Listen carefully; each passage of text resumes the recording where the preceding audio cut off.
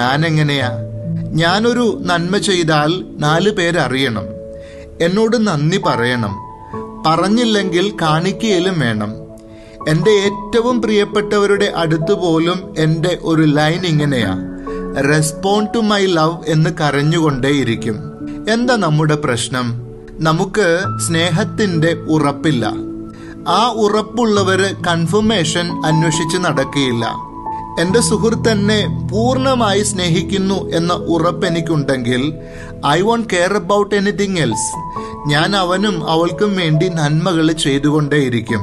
ഈശോ ഇന്ന് എന്നോട് പറയുകയാണ്, നീ പ്രാർത്ഥിക്കുമ്പോ, പ്രായശ്ചിത്തം ചെയ്യുമ്പോ ഒരു കാര്യം ഉറപ്പാക്കണം: അപ്പൻ അറിയാം, അപ്പൻ കാണുന്നുണ്ട്, അപ്പൻ സ്നേഹിക്കുന്നുണ്ട്. ഒന്ന് ചിന്തിച്ചു നോക്കിക്കേ, സ്നേഹത്തിന്റെ ഉറപ്പ് നിനക്കുണ്ടോ?